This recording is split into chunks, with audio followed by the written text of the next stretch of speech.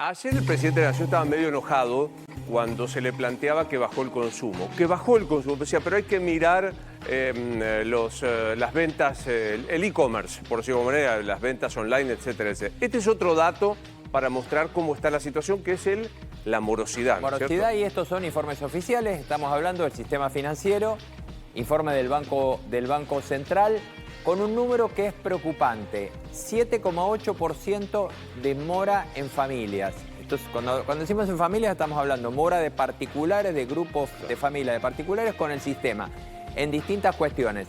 Te voy muy puntual, 7,8% de mora en familias. Más preocupante es el tema de mora en empresas, claro. Pymes, que está en 4,5% y prácticamente se triplicó con relación al mismo mes del 2024.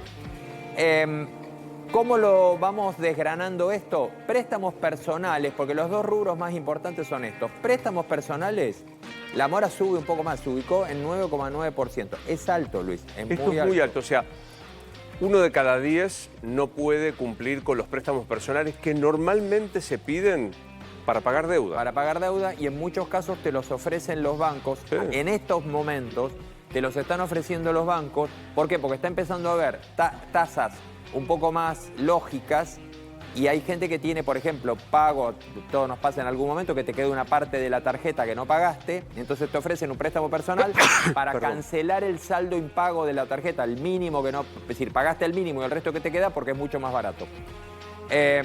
Tarjetas de crédito. Tarjetas de crédito. Esto es tremendo. Ahí tenés, 7,7%. Es una bola imparable. El nivel de mora.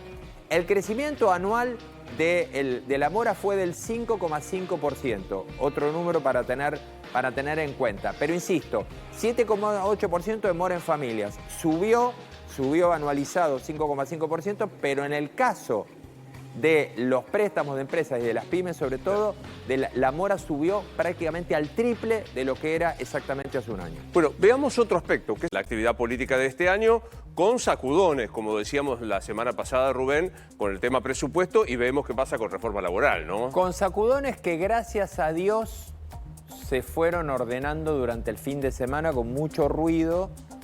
De alguna manera el gobierno, y lo escuchaste ayer a Javier Milei a la noche, ponerle, digamos, el sello a todo esto, el gobierno entendió que los ruidos que había, muchos generados en la propia interna del gobierno, por ejemplo, tema auditoría. Claro.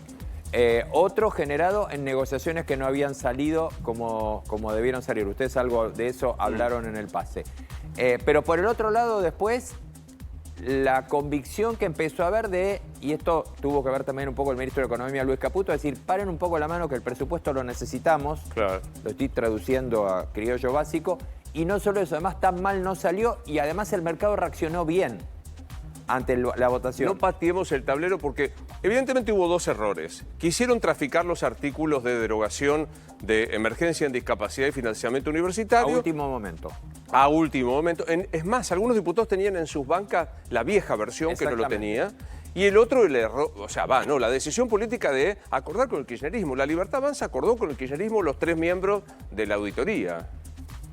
El tema central con relación al presupuesto es que además lo que el gobierno dijo ayer, que lo dijo Caputo y lo dijo el propio presidente, era algo que desde el primer momento lo podrían haber aclarado, y es, miren, esto no salió exactamente así, pero no cambia de una manera, el haber sacado ese capítulo no cambia de una manera dramática el resultado financiero del presupuesto como para lo que se desbalanceó ahí no lo podamos balancear haciendo una reasignación de partida. Entiendo. ¿Qué es en lo que quedamos ahora? Entonces, gracias a Dios, ayer hablaba con una de las máximas personas que están coordinando el final del año, que además quiero decir algo. Daba la sensación que el gobierno no estaba disfrutando de su propia obra, porque tener un diciembre tranquilo en la Argentina es un capital gigantesco. Nadie habló del diciembre caliente. Bueno, nadie. Y no lo estaba disfrutando el propio gobierno. Claro. Primer punto que me decían ayer, presupuesto. Va a ser ley, sale. A ver, lo único que puede pasar en la sesión del 26. El viernes. El viernes en el Senado es que haya algún problema con el tema del quórum. Pero la decisión política de votar el presupuesto y todo da la sensación que el número está y que se convierta en ley y que no vuelva a diputados. Sí. Algo que no pasa nunca, algo que no hace y que era peligrosísimo para el gobierno. 2. Porque, perdón, insisto, el capital de tener un presupuesto votado y aprobado era algo que estaba siendo valorado por el mercado, incluso es una exigencia del Fondo Monetario. 2, la estrategia que va a seguir Patricia Bullrich en el Senado básicamente es votar el presupuesto, blindar la ley, no tocar más nada y después si piden algo o alguna modificación se verá en febrero a través de una ley paralela. Ya sea que el gobierno reasigne partidas o que haya que votar alguna ley discutiendo algunos de estos temas, pero por afuera. Se quiso evitar esto. Básicamente, volver a diputados. Hubiera sido un tren fantasma político de final impredecible. Si podemos ver, no sé si tenemos la otra placa, te cuento la agenda puntual para que todos sepamos qué es lo que va a pasar. Se vota el presupuesto. Sí. Segundo punto, ahí lo tenés. Acá lo tenés. Se vota el presupuesto 2026. El nombramiento de los auditores por el Senado. Recordemos, 3 se nombraron por la Cámara de Diputados, que después también incluso con Lucía veremos, porque ahí hasta un tema judicial. Hay amparo y todo esto de por medio. El nombramiento de los auditores del Senado a febrero. No se toca nada ahora. Y te explico cuál es el razonamiento y es muy lógico. En el Senado La Libertad Avanza, en primer lugar, no quiere que lo acusen bajo ningún punto de vista de que hizo un arreglo con el kirchnerismo. Claro. Que no sería un arreglo, porque la realidad es que se lo tienen que dar el lugar al kirchnerismo. En diputados también se lo tienen que dar. Así que no se entiende por qué se hizo de madrugada, porque le corresponde por número, en las dos cámaras, le corresponde al peronismo tener un nombramiento de un auditor. Entonces, ¿no quieren hacer ruido ahora? Esto va a la sesión preparatoria de febrero. Número 1. Número 2, la reforma laboral tampoco ahora. Fin de año tranquilo, hay que escuchar un montón de gente. El 11 de febrero ya están convocando a una sesión para tratar la reforma laboral y todo el mundo a su casa y empieza la Navidad. Gracias, profe. Bueno, los que parece que están con una cierta zozobra, bueno, lo que seguro también tiene mucho rezago y mucha consecuencia son el juicio de los cuadernos y las empresas que pagaban coimas. Contame un poco más. Primero actualizo algo que dijimos antes. Esta semana hay un solo día de audiencia, el martes, mañana. Por eso yo digo, que le den el alta, pues si no mañana ya entiendo que como el imputado tiene que estar... Sí, en la lectura de las acusaciones. ¿No es cierto? Pero bueno, veamos. Pero capaz pide un certificado médico, necesita reposo. Todavía no se presentó nada, lo preguntamos recién, pero esta semana solo día martes, semana que viene también solo día martes. A este ritmo no vamos a avanzar mucho, me parece. Un punto central que quedó de la audiencia pasada y que se va a retomar mañana tiene que ver con la acusación de la Unidad de Información Financiera, cuando la dirigía Mariano Federici, que es la querellante en este expediente que todos conocemos como los cuadernos de las coimas. Hay un detalle, Luis, que te traje hoy, que tiene que ver con esto que la UIF llama los dos bandos. No pone a los empresarios como víctimas extorsionados para que paguen. Había un beneficio que ellos obtenían y que a conciencia realizaban esos pagos. Así los describe la UIF. Los acuerdos venales entre los funcionarios y los privados fueron creciendo a lo largo del tiempo.